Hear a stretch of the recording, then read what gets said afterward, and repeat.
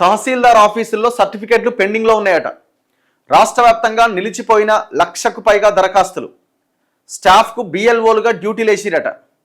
Field verification చేయక ఆగిపోతున్న caste, income, birth సర్టిఫికెట్లు. స్కూళ్ళు, కాలేజీ అడ్మిషన్లకు సర్టిఫికెట్లు అవసరం ఉండడంతో స్టూడెంట్లు, పేరెంట్స్ ఇబ్బందులట. ఇప్పుడు ఆ అధికారులకి, అందులో కూర్చున్న వాళ్ళకి వీళ్ళు బిఎల్ఓగా, బూత్ లెవెల్ ఆఫీసర్లుగా ఎలక్షన్ కమిషన్ ఉద్యోగ పోస్టింగ్ ఇచ్చింది. వాళ్ళు వేరే పనులు చేయడానికి అవకాశం లేదు. వన్స్ ఎలక్షన్ విధుల్లో ఉన్న వాళ్ళు వేరే పనుల్లో చేయడం అసలు అవకాశమే లేదు. సో కాబట్టి ఏమైంది, వాళ్ళు ఆ పని వదిలేసిరు, ఈ పని చేస్తున్నారు. మరి ఆ పని ఎవరు చేయాలి? స్టూడెంట్స్ ఇప్పుడు అడ్మిషన్స్, క్యాస్ట్ సర్టిఫికేట్ కావాలా, ఇన్కమ్ సర్టిఫికేట్ కావాలా, బర్త్ సర్టిఫికేట్ కావాలా, ఇవన్నీ కావాలా, మరి ఎవరు చేయాలా? సో అట్లా లక్షల అప్లికేషన్లు పెండింగ్ ఉన్నాయట. రాష్ట్ర వ్యాప్తంగా తహసీల్దార్ కార్యాలయాల్లో కుల, ఆదాయ, నివాస ధృవీకరణ పత్రాల జారీ ప్రక్రియ పూర్తిగా ఆగిపోయింది. స్కూళ్ళు, కాలేజీల్లో అడ్మిషన్లు మొదలు కాగా విద్యార్థులకు కీలకమైన సర్టిఫికెట్లు వస్తలేవు. రాష్ట్రంలోని అన్ని జిల్లాల్లో కలిపి ప్రస్తుతం 1,00,000కు పైగా దరఖాస్తులు మీ సేవా కేంద్రాల ద్వారా వచ్చి తహసీల్దార్ లాగిన్స్లో ఆగిపోయినాయట. రెవెన్యూ సిబ్బందికి ఓటర్ల జాబితా సవరణ, బిఎల్ఓ విధులు కేటాయించడంతో పాటుగా భూభారతి లాంటి రెగ్యులర్ పనుల వల్ల వారు క్షేత్రస్థాయికి వెళ్ళి విచారణ జరిపే పరిస్థితి లేకపోవడంతో దరఖాస్తులు కుప్పలుగా పేరుకుపోతున్నాయట. మరి ఎట్లాంటి పాపం, వాళ్ళ ఎడ్యుకేషన్, అకాడమిక్ ఇయర్ ఇబ్బందులకు గురవుతుంది కదా. ఒకవేళ స్కాలర్షిప్లకి, క్యాస్ట్, ఇన్కమ్ సర్టిఫికేట్ కావాలన్నప్పుడు వాళ్ళకి ఇబ్బంది అవుతుంది కదా. తహసీల్దార్ ఆఫీసుల్లో సర్టిఫికెట్లు పెండింగ్లో ఉన్నాయట.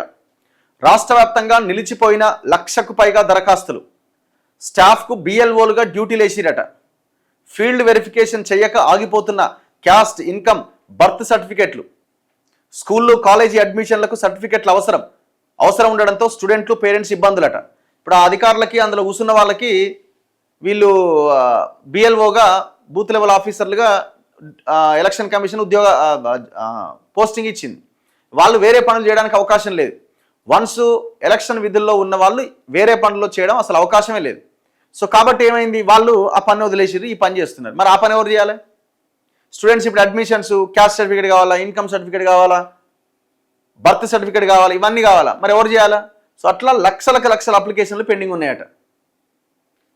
రాష్ట్ర వ్యాప్తంగా తహసీల్దార్ కార్యాలయాల్లో కుల, ఆదాయ, నివాస ధృవీకరణ పత్రాల జారీ ప్రక్రియ పూర్తిగా ఆగిపోయింది. స్కూళ్ళు, కాలేజీల్లో అడ్మిషన్లు మొదలు కాగా విద్యార్థులకు కీలకమైన సర్టిఫికెట్లు వస్తలేవు. రాష్ట్రంలోని అన్ని జిల్లాల్లో కలిపి ప్రస్తుతం 1,00,000కు పైగా దరఖాస్తులు మీ సేవా కేంద్రాల ద్వారా వచ్చి తహసీల్దార్ లాగిన్స్లో ఆగిపోయినాయట.